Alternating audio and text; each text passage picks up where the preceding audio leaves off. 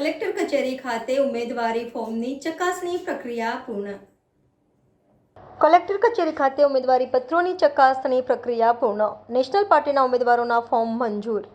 અપક્ષ અને અન્ય પક્ષોના ફોર્મ અમાન્ય રખાયા. કુલ 11 ફોર્મ રદ કરાયા અને કુલ 23 ઉમેદવારી પત્રો મંજૂર થયા. સમગ્ર પ્રક્રિયા અંગે ચૂંટણી અધિકારી કલેક્ટર વિજલ શાહે વિસ્તૃત માહિતી આપી. Reporter Rahul Rajput, YNN news, Vadodara.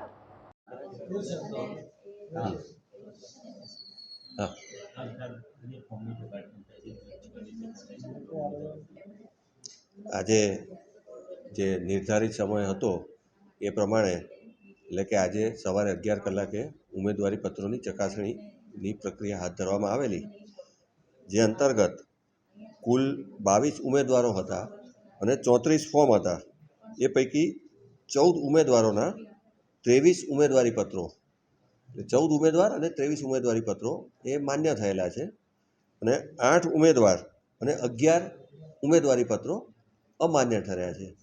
જે અમાન્ય ઠર્યા છે એ જે 8 છે એમાંથી 2 પોલિટિકલ પાર્ટીના જે સબસ્ટિટ્યૂટ કેન્ડિડેટ હોય, એટલે મેઇન કેન્ડિડેટનું માન્ય થાય એટલે નિયમ પ્રમાણે આપોઆપ એના સબસ્ટિટ્યૂટ કેન્ડિડેટનું અમાન્ય કરવાનું હોય છે.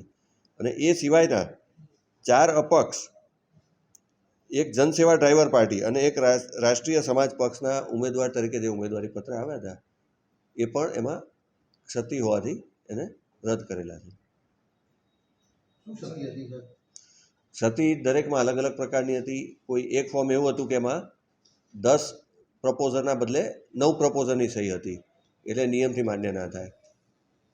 કેટલાક કિસ્સામાં એફિડેવિટ જે સમય મર્યાદામાં રજૂ કરવું જોઈએ એ સમય મર્યાદામાં પહેલું એફિડેવિટ અથવા તો રિવાઇઝ એફિડેવિટ સમય મર્યાદામાં રજૂ નથી કરેલું. આ મુખ્ય કારણો હતા.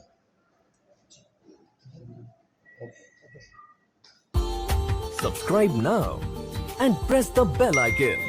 Never miss an update.